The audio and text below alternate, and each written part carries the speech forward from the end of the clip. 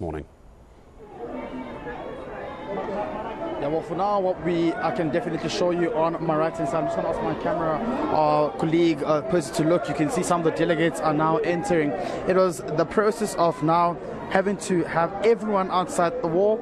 So voting delegates who are coming in can have their tags checked, and to make sure that guests are not allowed in here, just to ensure that the process of nominations is not hampered and is not flawed, and it's quite fair, it's quite reasonable, and also it's not prejudiced otherwise.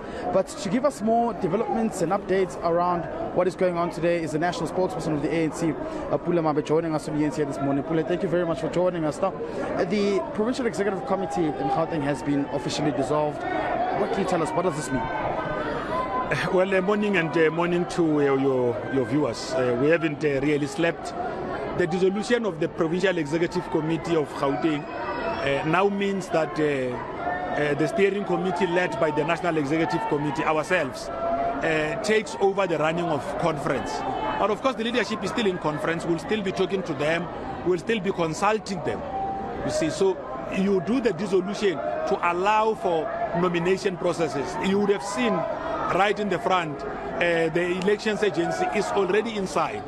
We had cleared the hall to allow voting delegates, duly accredited voting delegates, to enter anew, so that inside conference plenary, it is only delegates accredited to participate in the voting processes who could be allowed entry.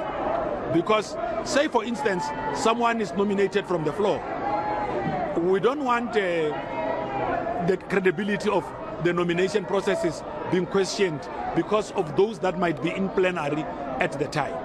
And then after the nomination process, what then happens next? Well, after the nomination process, the obvious happens. We will proceed with the policy discussion documents, but while we have given AISA the space to go and do the following. Print the ballot paper, make sure the voters' roll is ready. Once that is ready, we will be taking delegates according to their respective regions to now go and exercise their democratic right in the ANC to choose a leader of their own choice. And you are correct to say we've been up since the wee hours of the morning as well. And yesterday we saw that court challenge that came in. Are you confident this time around that everything is running smoothly and you don't have any challenges that may come your way?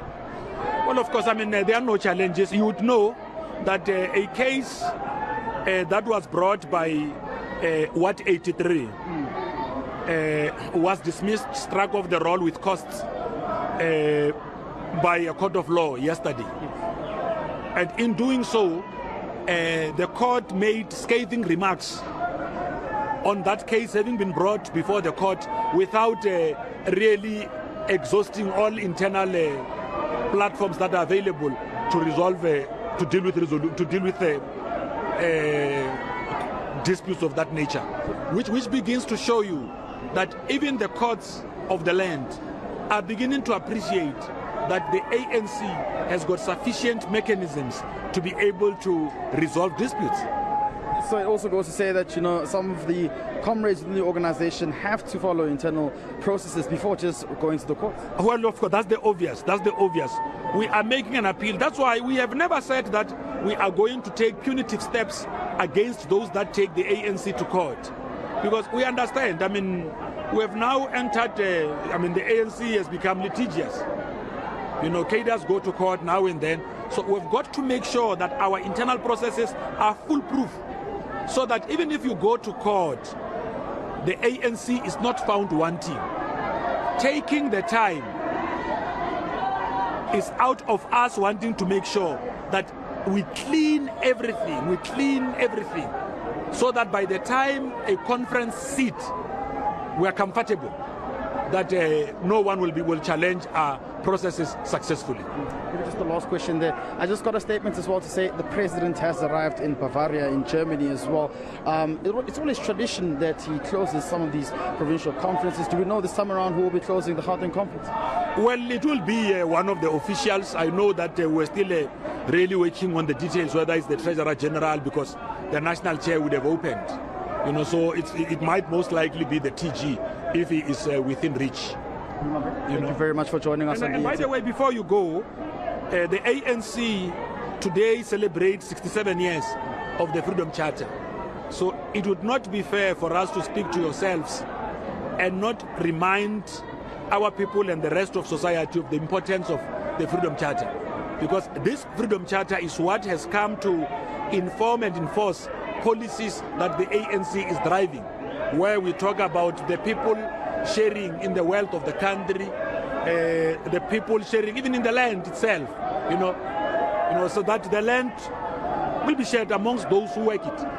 It's very important that we understand this and celebrate the Freedom Charter and its own relevance, because we believe that even in the next 100 years, the Freedom Charter will still be a necessary document to drive forward the liberties of our people. Thank you very much for joining us as the spokesperson of the ANC, just giving us an update around developments here of the Gauteng Provincial Conference, but also around how the celebrations for the Freedom Charter as well are also in session. It's been quite a busy morning so far, Gareth, as maybe just I can step out of shot so you can see these are some of the delegates who are beginning to trickle in.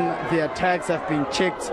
It means they are compliant, they are in the process, and therefore they are eligible to now participate in the nomination process, both representing two slates of course, Panyaza Lisufi and Lebogang Mayile this morning.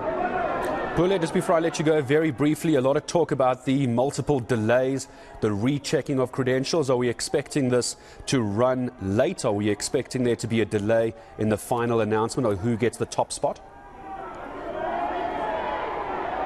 Well, as it is right now, I think the organization would have learned from their mistakes, particularly around how on Saturday it was delayed by just about 7 hours due to the Provincial Executive Committee meeting.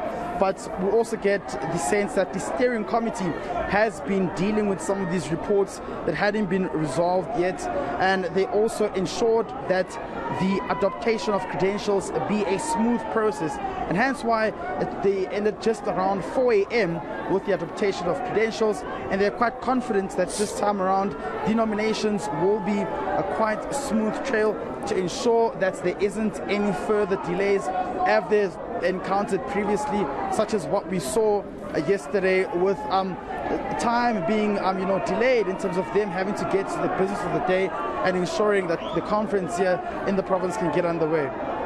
Pule Letwiti-Jones for us at the ANC Gauteng elective conference. Back to you again a little bit later as things develop and with any more updates. You would have heard Pule Mabe referring to the Freedom Charter as well, adopted 67 years ago today. We are going to unpack that. What is the relevance of the Freedom Charter these days? What's the implementation look like? I'm going to have Dr. Abraham Harvey, well-known political commentator and author, joining us in about 5 minutes or so, actually in about 10 minutes from now. We'll speak to Dr. Abraham Harvey. What's the relevance of the Freedom Charter in today's South Africa? Well,